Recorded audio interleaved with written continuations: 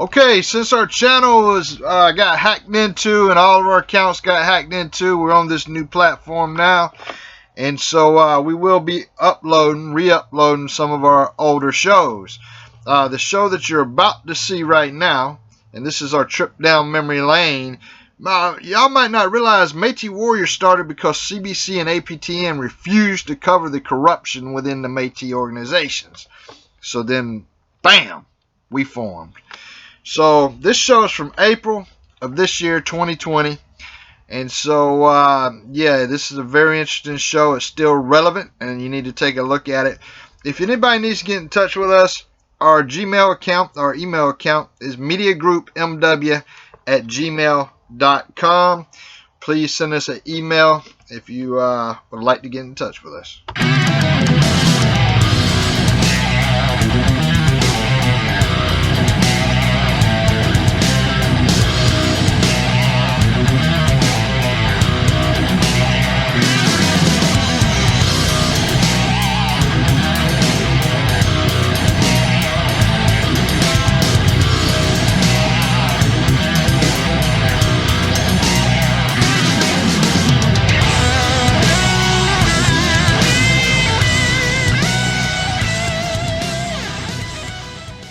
Hello everyone, welcome to another edition of Metis Warrior here with Timothy and Alexandria. Hello everybody. And yes, the MNC has been exposed officially, and we've been telling you for a year now as Metis Warrior, and longer than that before we started Metis Warrior, of all the corruption within certain Metis organizations. And today we're going to get a little more into detail with the MNC.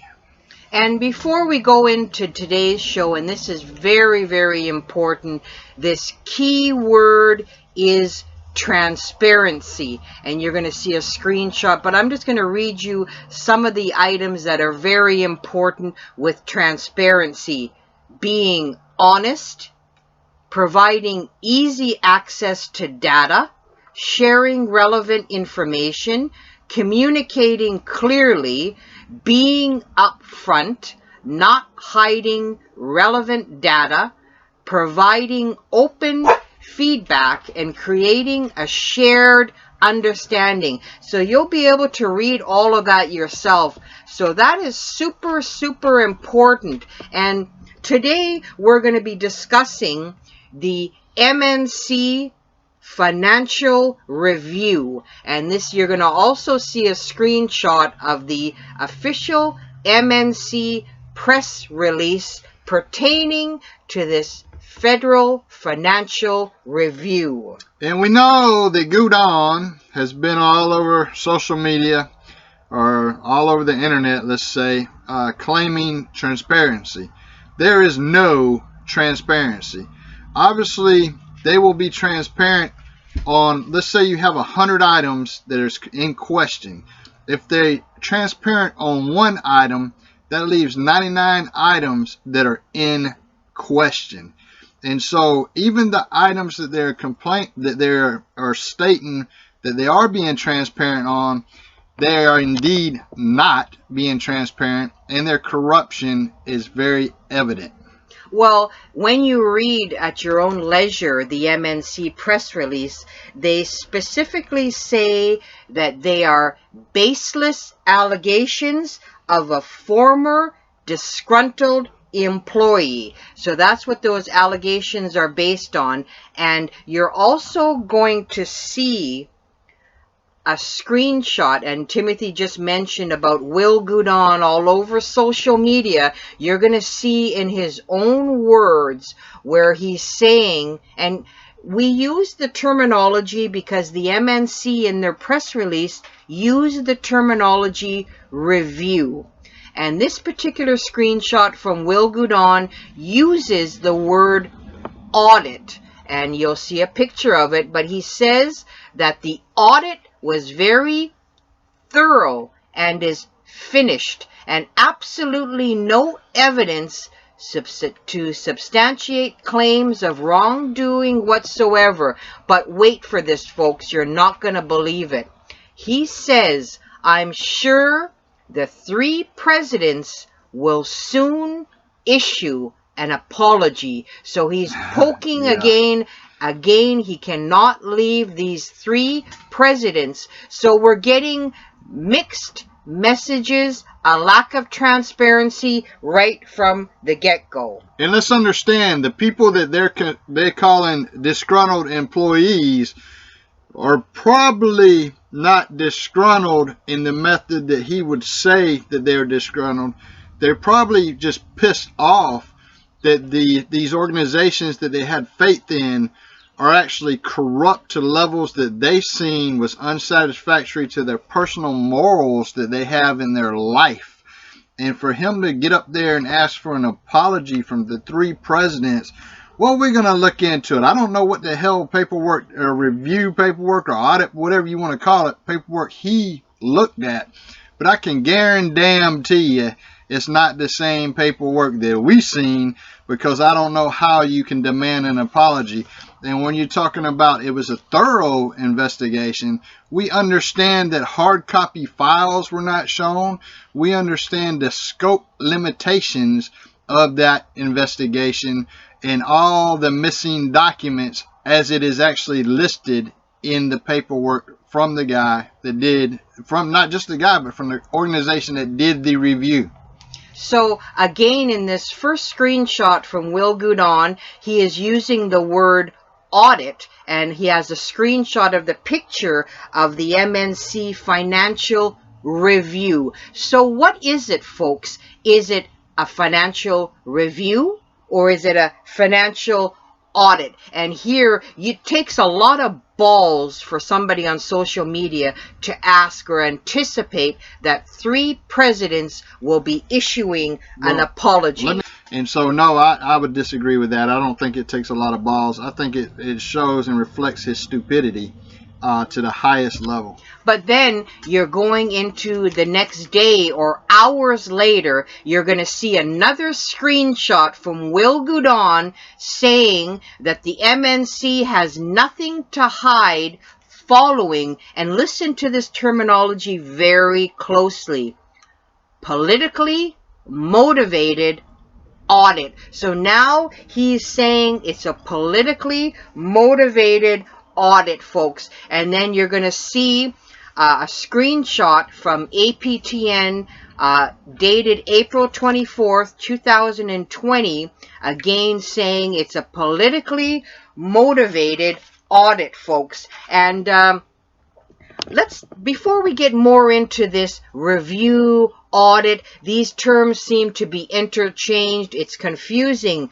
What is a review? And this is the definition of the word review. It's a formal assessment or examination of something with the possibility or intention of instituting change if necessary.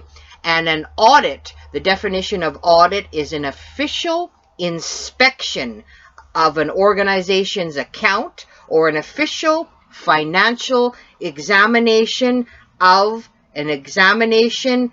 organizational accounts. It seems like he can't make up his mind if he's happy about it or mad about it. I think that, where he's kind of happy about it is with the limited resources, the limited paperwork that this place was given to do this financial review.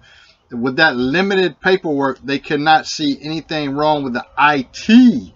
Let's get that right. The IT portion of the contracts that were done. But understand this, they did not have, and they admittedly did not have, all the necessary paperwork to make a decision. Yet for some odd reason they made the decision that there was nothing wrong. Then we know that it was a Chinese IT company that did it. Now, as Metis people, we can understand that it is wrong for a Metis organization to not use a Metis company with those tax dollars that are supposed to help Metis people. Instead, what they did was put it into a Chinese company. So that's the first damn thing that's just blatantly wrong, to do it that way. So yes, without any contracts, having to look at any contracts at all, we know the IT company was a Chinese IT company, and they should not have been used. A Metis company should have been given the opportunity to perform that work.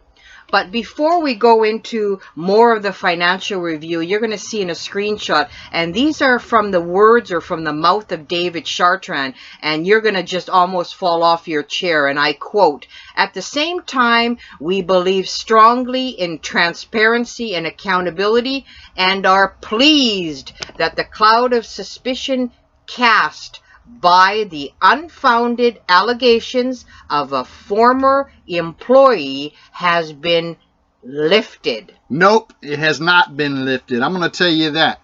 Did Chartrand even read the review? That's my question, because if you read the review, there ain't nothing been lifted. Clearly in the review, we see that the necessary documents were not even given. The review itself can be considered a damn joke, because I wouldn't even say it was a joke, but I would say that the guy did not, or the company, I keep saying the guy, but the company did not have the proper paperwork, the proper documents, as it stated over and over and over again in this review, to even come up to a conclusion.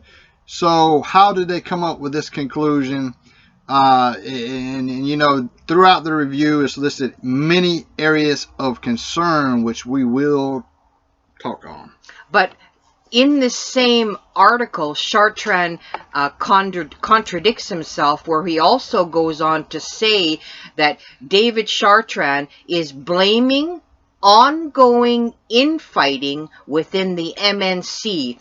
And again, Chartrand alleged that the disgruntled employee, and listen to this, had a dialogue with the presidents of the Métis Nation of Ontario and the Métis Nation of Alberta, and believes that the events leading to the audit are politically motivated. So let's cut to the chase, folks. Chartrand is saying now that this disgruntled former MNC employee had now a dialogue with the president of the Métis Nation of Ontario and the Métis Nation of Alberta, and is blaming now these two Métis organizations for leading up to the audit, and that's why they're using the terminology politically motivated. Let me just speak on that too. I applaud those organizations for contributing to a necessary audit to be done on the MNC, or financial review, whatever you want to refer to it as, what was done here recently as of 11 March. But let me tell you this, 2020, for him to blame them, you have organizations that have been with the MNC for quite some time. Clearly, they got their own governments because they were not happy with the way the MNC was performing, some of the things the MNC was doing. So again, I applaud them for stepping up to the plate and raising concerns about the MNC. Chartrand can sit there and say he wants to blame them, but when people fight corruption, when people speak out on corruption, there should be no blame casted. It should be responsibility. Somebody needs to step up to the plate and say, hey, you know, let's get some fair leaders in there and let's fight this corruption. And that's what Métis Warrior's been doing for quite some time. And this MNC financial review was conducted March 11th, 2020, and the company that was retained by Crown Indigenous Relations to conduct this financial review did have concerns around the level of documentation provided and the MNC's procedures, again, for 102 transactions, which represent 45% of the transactions tested, totaling approximately $2.2 million in expenditures. And that's just one area of concern. That 102 transactions was just one area of concerns that was listed. There were a couple of other areas of concern that added up to more money. And so let's just be real here. This review actually speaks to the corruption that is within the MNC. And you can read it for yourselves and see it clearly that, yes, there is definitely problems within the MNC. And why, if they're so damn transparent, which we know that they're not, why would they not provide the documents requested? And the documents that they did receive, they could not understand why it took them months to get the damn documents. And the part that bothers me is that I've been involved in the past in several audits, so I know the procedures, I know what the auditors require, and here's some key points that we're going to go into in regards to this MNC financial review, and this bothers me to no end. Let me say something before you go into that. One of the things that I would like for you to look at a screenshot right now of, if you pay very close attention to this, okay, we know if you don't see an original document and it takes you 3 months to get a document, sometimes these documents can be altered. And that is alluded to in the actual review, where it actually says the fonts do not match up. So the fonts are not even matching up in the documents they were given. And that is definitely the guy's suspicion, or the organization's suspicion, that, hey, this damn documents looks to be altered because the fonts are not even matching up. And really, the individuals that were auditing or reviewing the MNC, and wrap your head around this, they were not granted complete access to MNC books and records. They were not permitted by the MNC to search their hard copy records. So they weren't given the opportunity to search any hard copy records for documents to support the items that were selected for testing. They also were not provided with a complete general ledger for the Crown Indigenous Relations and Northern Affairs funded programs.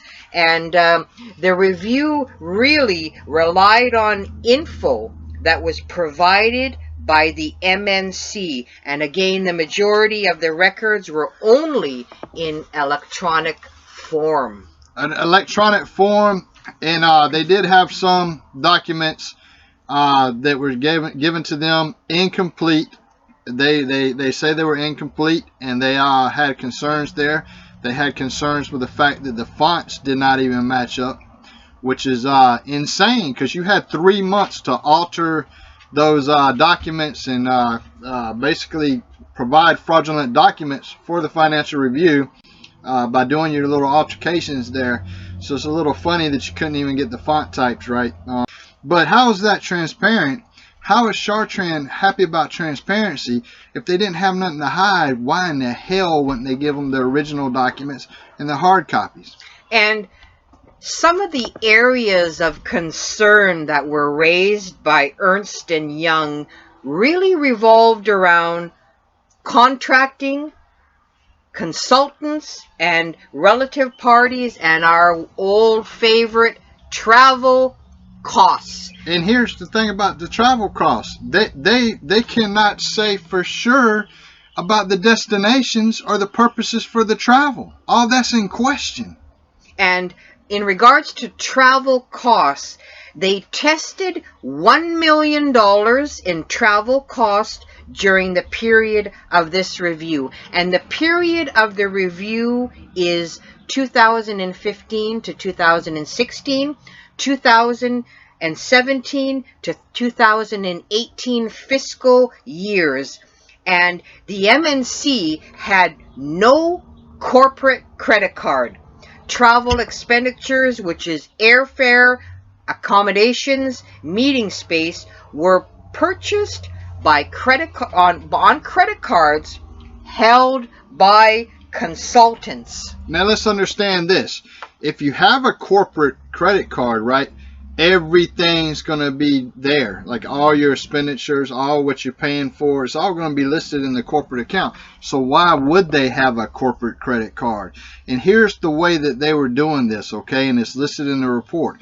What they were doing was they was having counseling services, people that were providing these services to them, arrange these trips, and what they would do is they would write a check to these organizations that were booking the trips for them. These consultant services were actually booking the trips for them, and they would reimburse them the cost.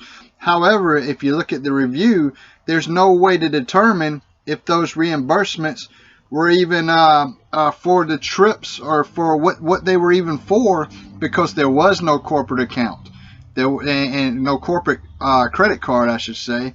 And so that is just another way to commit fraud and have corruption breed like wildfire in these organizations, because you do know, if you're a corrupt organization and you want to pull something over the Metis people's eyes, what you don't have is a corporate credit card and use them for all your business expenses, because then it's all going to be right there. So it'd be easily obtainable. But if you wanted to be transparent, honest, and be able to present something to the people and tell people the truth, you would put everything into a corporate account. That way you can see. But what they were doing instead was having these consultant services book their trips, the rooms, etc., all that, and they would just reimburse them. And that's another way it seems to launder money. Well, really, the beauty of any organization having a corporate credit card is it's an organizational internal control, and it helps to alleviate financial oversight, and it keeps track of the administration really of any federal funding. So hence why all their credit cards were held by consultants, because then it's a way for you to manipulate the numbers, manipulate the expenditures, folks. So really, this is another clear example of certainly why the MNC is not transparent. And also, they go on to say that the MNC did not track or require their consultants to submit timesheets to substantiate the time that was spent managing MNC email accounts, and they were also unable to confirm the number of hours provided to the MNC, again by these consultants. So a light bulb should have just went off for everybody listening to this show, okay? So if you have a consultant and you're paying them by the hour, but yet the MNC does not keep records of the hours, by their own admission, they don't keep records of the hours, and they don't require the consultant agencies to keep records of the hours either. In the actual review, it says, well, hell, there's no way to tell if the hours are even correct for what they're claiming. There's no way to even tell that. Another way that corruption is there in order to launder money, misappropriate funds, and do other things with this Metis money that's coming from taxpayers. And it should be, the MNC should actually be shut down right now. Because we are seeing from this financial review that the key to the MNC operating are consultants. And again, this is their way of, in our opinion, laundering Canadian taxpayer dollars that are meant for Métis citizens. Why in the heck would you not have a corporate credit card? It would streamline all your expenditures for tracking, documentations. You wouldn't have to go through these countless financial reviews, folks. And then when people show up to do financial reviews or audits, it'd be very easy for them to verify stuff through the corporate credit card and see exactly what expenses was going for what. But instead, again, and I want to keep saying this, they decided instead to have the consultant agencies book the trips, the hotel rooms, etc., if these trips were even booked and hotel rooms were even booked. And then what they did was they just reimbursed the consultant agency. And again, the review does say there is no way to tell if any of these destinations are accurate or anything about the trips. So there's several concerns listed in the review concerning travel. And again, folks, you have to understand, this is the way that the MNC has a tight grip on everything to do with Canadian taxpayer money. How they get around these financial reviews, financial audits is clear as day, and you'll see in the report that they do not grant complete access to their books or records. These auditors are not permitted by the MNC to search their hard copy records for documents to support the items that are selected for testing. And another thing to get around all this, to weasel around it, is you don't get them access to a complete general ledger. A general ledger is your complete, for a lack of a better word, Bible of anything financial expenditures that goes on within every single corporation, folks. And let's understand that, again, in the review it says it was not a complete ledger that was given. And so you want to talk about an organization that has something to hide, it's definitely the MNC, and we've been bringing that to you over and over again. And here's an official review that's definitely backing up the things that we've been saying. And I have no idea how this organization could, at the end of their own review, come up with the conclusion that it was okay to use the Chinese IT form based on the spoon-fed documents.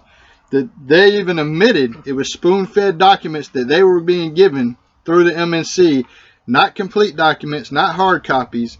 How could they come up with that conclusion with these IT organizations? I have no idea. Well, you know what? Right from the mouth of Minister Will Goudon, he is clearly saying, again, we'll show the screenshot, the MNC says it has nothing to hide. Well, if you've got nothing to hide, MNC, why would you not grant complete access to your books and records? If you have nothing to hide, MNC, why would you not give complete access to hard copy records for documents that are being tested? MNC, if you have nothing to hide, as Will Goudon says, why would you not provide a complete general ledger?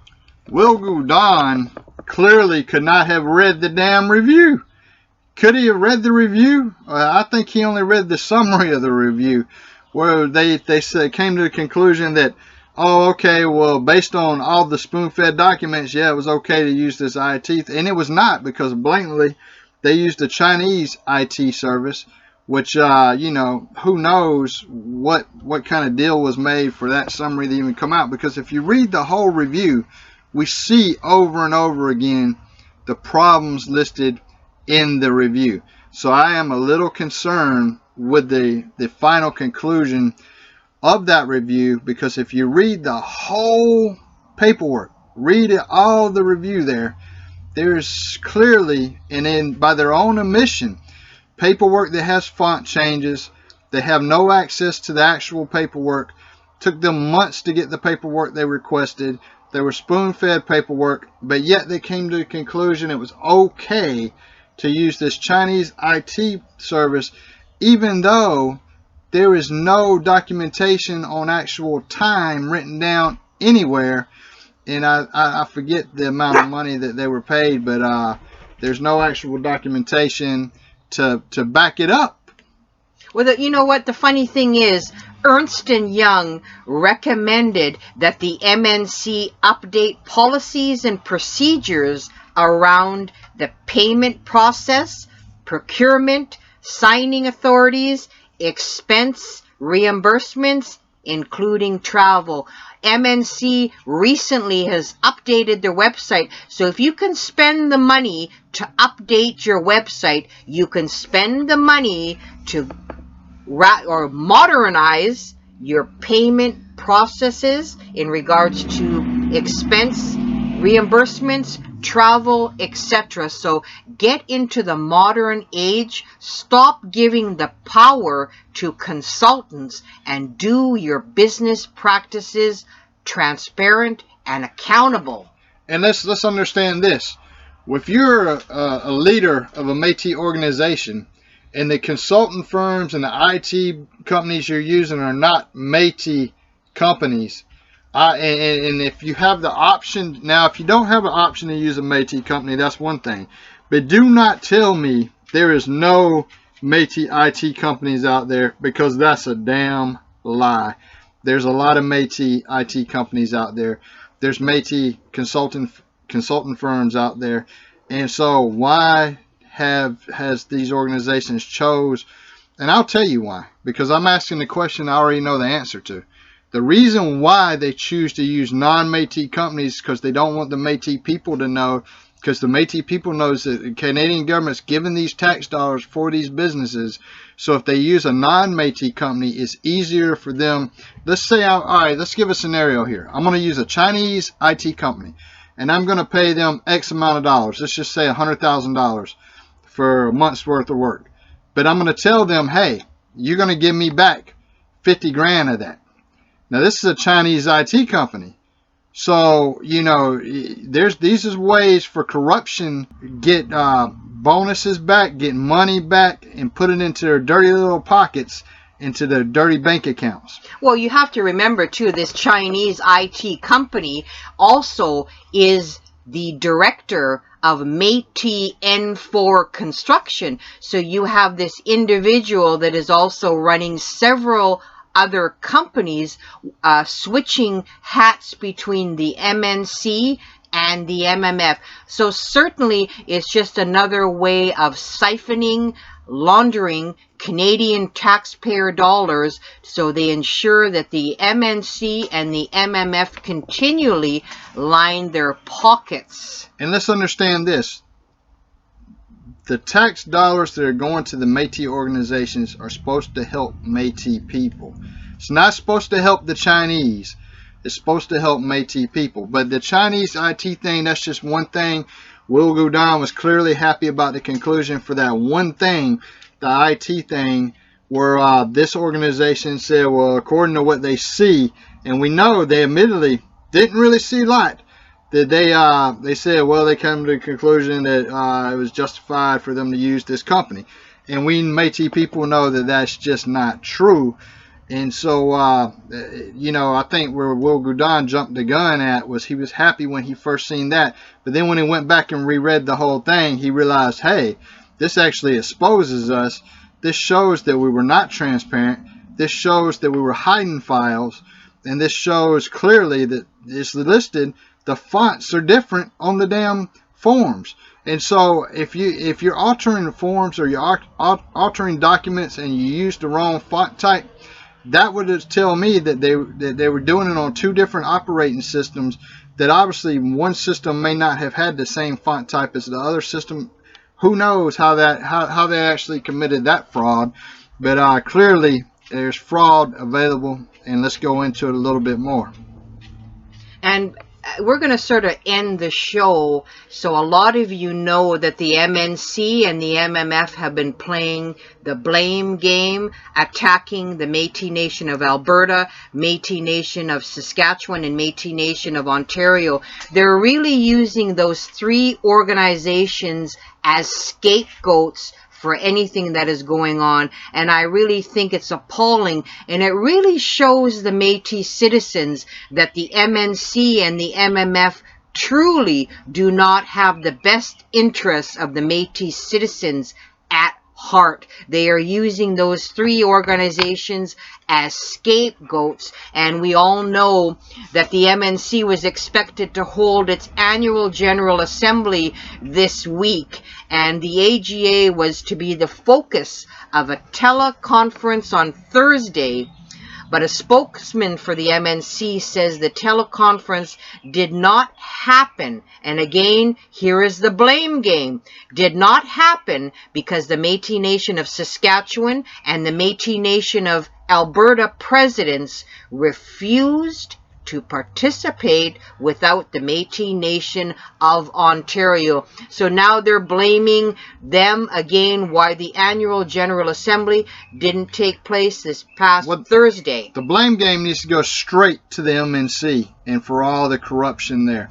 I am glad that these organizations are really trying to separate themselves and they're demanding certain stuff, and they have every right to do it because they don't have to kiss up to Chartier or Chartrand anymore because they have their own government now, so they got more leverage, and that's great. And that's why we've said over and over again, there is no need really for a national organization at this point until we can have a fair national organization, and that just does not exist. There is no need for the MNC, and there is really no need for the MMF, because they clearly has shown every single Métis citizen right across Canada, when the going gets tough, they sling the blame at other organizations instead of truly putting the needs of the Métis people first and forefront, taking the almighty dollar off the table and doing what is right for the Métis citizens. They are proving that their Métis propaganda is showing their true colors. They indeed are a wolf in sheep's clothing. And you're going to see a screenshot here, and this was a response from the Métis Nation of Saskatchewan President Glenn McCullough, and he said, "This is the time to be focused on the concerns of the COVID-19 pandemic.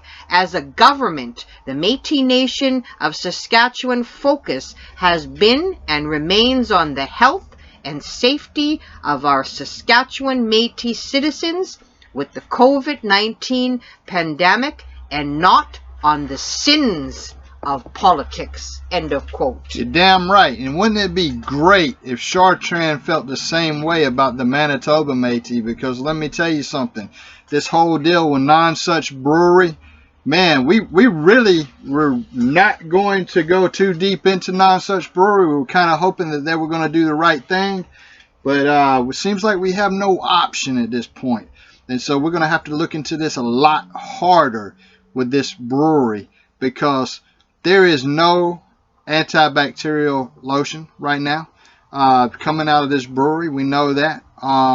This is what we haven't seen 1 ounce of antibacterial lotion coming out. And they say that they invested in their partnership with Non-Such Brewery to produce it.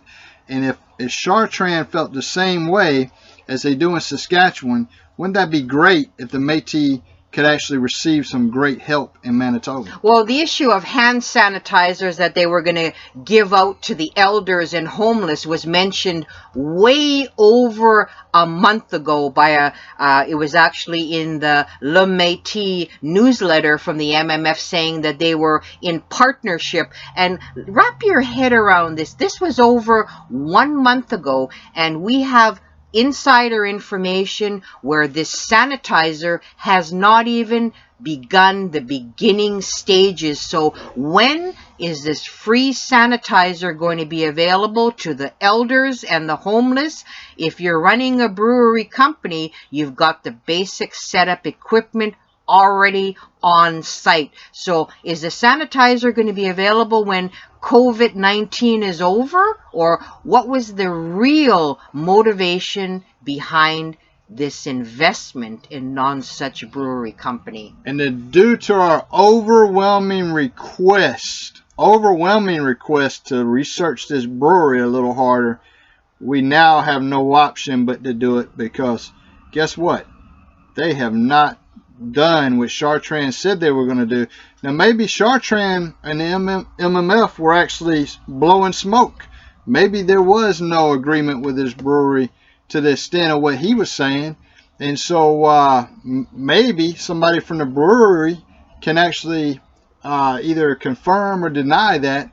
That would be great, and then we can get off this whole brewery mess and just know that that was just part of Chartrand's BS that he always puts out. Well, it's all Métis propaganda, and like I said, we're digging deeper into this story, and we'll be bringing you the news as it unfolds. But I have a message for Minister Will Goudon. Don't hold your breath, buddy, because certainly these 3 presidents of the other Métis organizations do not owe the MNC or the MMF any kind of apology. Clean out the skeletons of your own closet before you start slinging the mud. Actually, what I'd like to see is Chartier, because again, I do not hate these people. I do not hate Chartier. I hate their actions and the corruption. I do not hate Chartrand. I do not hate him. I hate his actions, and I hate his corruption. I would love to see Chartier and Chartrand get up there and confess the sins that they have done upon the Metis people and acknowledge the corruption that is within the groups. And guess what? They could turn things around, but it doesn't seem like they want to do that. It seems like they just want to keep hiding stuff, and that's the wrong way to go. And Minister Will Goudon, I've got a challenge for you. You've said we'll show the screenshot where you say that the MNC has nothing to hide. Well, I would like to see that the Métis citizens and these auditors be given complete access to the MNC books and records. Hard copies. Complete access to the hard copy records and complete access to the general ledger. And maybe you could comment on why you think that they have nothing to hide when this financial review clearly shows that complete access was not given. So in a sense, the MNC spoon-fed these auditors exactly what they wanted them to see. They were in complete control of this financial review, or the audit, as you interchange those words. Get your terminology straight. Don't change gears in mid-sentence and change your story the next day. And you're right. Those three presidents owes no apology to the MNC and the MMF. And if they were corrupt before, it's clearly because of the guidance that they received through the MNC. I am happy that they are taking a stand against the MNC, and that makes us very, very happy that they're taking care of their people in Saskatchewan. And that's just one of the groups, one of the examples, and that was great feedback and a great comeback to Goudon's request. And so I would just tell you that, yeah, the MNC and the MMF owe the Métis people a lot of apologies. They should do that and stop demanding these presidents do that. It seems like these presidents are trying to turn things around. We cannot condemn organizations for the sins of the past. We can only judge them on the present and what they're going to do in the future. There is times to forgive and move on, and let's hope that these organizations are moving on in a positive direction. If we are wrong with that and they are not, please contact Métis Warrior, MétisWarriors@gmail.com. That right there is the Gmail account, and let us know. But we have hope that these organizations, these three organizations that are doing their own thing, got their own government, have strong hope that they are being honest, and that they are moving on into a more positive light without being in the shadow of the MNC. Okay, folks, I hope you appreciate this one because we're working hard to bring you this. So let's read straight from the financial review right now. It says, scope limitations. This is straight from the report. We were not granted complete access to MNC's books and records. Specifically, we were not permitted by the MNC to search their hard copy records for documents to support the items selected for testing, nor were we provided with a complete general ledger for CERNAC funded programs. The GLs provided for ISC funded programs included revenue and expense accounts only. As such, we have relied on the information provided to us by the MNC pursuant to our request for documentation. We understand from the MNC that the majority of the records were in electronic form. Now, we understand that this does not show transparency at all. Although they claim to show transparency, they are hiding the books and the records. So there is no transparency there. Okay, so additionally, we note that the supporting documents provided included limited evidence to support what, if any, review was completed on the supporting documentation provided prior to payments being issued for the transactions selected. So specifically, what, if any, review was completed to confirm that goods and services were provided, the invoices were accurate, compliance with contracts, or the nature of the purchase was consistent with the authorized use of funding. So here we see clearly that there was no evidence that goods or services were provided. Anything was accurate. There was compliance with contracts. We don't know. What was the nature of a lot of purchases? And so was it in compliance with authorized use of funding? Even the people doing the financial review could not find that out. And so if you look down, it said we had concerns around the level of documentation provided by the MNC's procedure for 102 transactions, which represents 45% of the transactions tested totally, approximately $2.2 million in expenditures. And so, yes, they're saying that they have concerns, folks. You can read it right there. I'll leave it up there for you for a minute so you can take a look at it. And so it's very interesting to note that they are acknowledging that they cannot tell if the goods or services were even provided, if the invoices were even accurate, if the contracts were in compliance, and what was the nature of a lot of the purchases, and was the purchases consistent with authorized use of funding. So the people, again, doing this financial review had no idea if any of this was even accurate, because they were limited in spoon-fed documents, and they were denied entry to the books and the records, as we do know that they complained about in the beginning. Okay, so now if we look again, it says the 229 transactions tested represented approximately $4.34 million in expenditures. We had concerns. Now, this is the people that's doing a review saying we had concerns around the level of documentation provided in MNC's procedures for 102 transactions, which represent the 45% of the transactions tested, totaling approximately $2.2 million expenditures. I just went over that before, but I wanted you to really see where they're stating the concerns that they had. And that's a huge problem when the people doing your financial review are having concerns. When if we look at that money, one $4.34 million and another one $2.2 million, that's a lot of money for a financial reviewer to be concerned about, folks. Okay, so moving right along, in the financial review report, it says we've observed incomplete vouchers that did not include information such as voucher number, date, project codes, account numbers, description of the product or service being purchased, and or they were not signed. So again, now we see problems with the vouchers. The vouchers did not provide any indication of the level of review completed by the individual authorizing the payment, if any review was done. So here's the thing. If we don't know the account number, we don't know the description of the job, we don't know if it was a product or service being purchased, we don't know the project code, we don't know the date, and we don't know the voucher number, that's probably money that was used and routed into bank accounts and used for actually misappropriated funds, let's just say. In any company, reputable company, if a voucher is not completed correctly with the information, date, monetary amount, who is being paid, and most importantly, a signature, this voucher is not valid and should not be honored for payment. That's just voucher 101, folks. Straight from the financial review report. And let's look at this part a little bit more closely. In this same part here, it says we observed, and then we just isolated this section from the previous screen. It says we've observed that payments for MNC's rent were not supported by finance vouchers. We were told that post-dated checks are written and sent to the landlord all at once. Therefore, finance vouchers are not prepared for each individual payment. As a result, we do not have included the rent payments tested in the amounts listed above.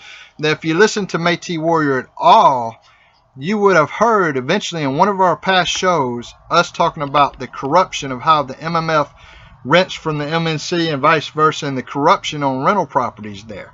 And so it's interesting to note that none of this is supported by finance vouchers. And it kind of backs up what we've been saying all along. Well, the key thing is I also have an accounting background, and in any firm, vouchers play a vital role in tracking your expenditures. And if you have a voucher that has no information, where is the money really going to? We don't know if it was this year, next year, how many years back. It's a fraudulent way to pay your bills if a voucher is not filled out properly. Obviously, the staff that is running the expenditures at MNC needs complete basic accounting training. Okay, so not just rent, but again, another topic that we've been on very frequently was their travel costs. Here, as part of our work, we tested approximately $1 million in travel costs, and this is just the part that they tested, incurred during the period of review. Given that during the period of review, MNC did not have a corporate credit card, here they're saying that they did not have a corporate credit card. We already covered that earlier in the show. So we can understand that their reimbursement to the people who are paying for the trips, it cannot be sufficient details to ascertain the purpose of travel being reimbursed. If you look at the last sentence there, the last two sentences, and were not signed by the recipient. So the recipient of reimbursement didn't even sign the reimbursement. So what's really going on? You want to talk about transparency? This is straight from the financial review. And it says other travel expenses were reimbursed to individuals based on expense claim forms submitted. However, forms were incomplete and did not provide sufficient details to ascertain the purpose of the travel being reimbursed and were not signed by the recipient. So there you go. And it talks about in there, you can read it. Pause this if you got to. You can read where they were having the consulting. People doing the consulting were actually doing the purchasing of the tickets. Yeah, that's no transparency there. And as we know, the MNC and the MMF have had a huge problem for many, many years being transparent and accountable with their travel expenses. This is just a glaring red flag that still it is an ongoing concern when you have consultants paying for travel and being reimbursed. There should be a corporate credit card for accountability and for tracking purposes for proper expenditures. Okay, so now we're on the next portion of this review. It says that, look at the bottom paragraph, we absorbed 4 statement of works that did not appear consistent with other contracting documents providing. Specifically, the document headers and footers, including page numbers, were inconsistent between the main contract and the style, and our different fonts appear to have been used. Now, do you get that, folks? I need you to pay very close attention to that. The page numbers were not right, and the different fonts were used. Clearly, this is forms that were tampered with. Then you can pause this and read it. It's really interesting. I definitely suggest you read the whole thing. But I think it's very damning to the MNC to see specifically the document headers and footers, including page numbers, were inconsistent and different fonts were being used. Now tell me that that is not corruption at the highest level, and that is not transparent. There's no transparency there, folks. They're actually going out of their way by making fraudulent documents, altering documents. They're going out of their way to hide things. And we'll leave you on this final note for all Metis citizens to ponder. How can a financial review, and this is the MNC financial review, be transparent, be accountable, if the information that was attained for the review was provided, controlled, and spoon-fed by the MNC themselves? How can this financial review be transparent, and how can that allow them to be unscathed and hold their hand up high? And I'll tell you what, APTN reported on it, and we've been no big fan of APTN because we know that they're what you call it, they use preferential treatment. They're biased towards the MMF and the they're MNC. biased towards the MMF and the MNC. But however, surprisingly to us, they did share the financial review, and that was a great thing for them to do. So we applaud them for that. And people, if you read it, I'm going to tell you this: it definitely shows there was no transparency there. There was nothing but corruption. Take care, everybody. Bye.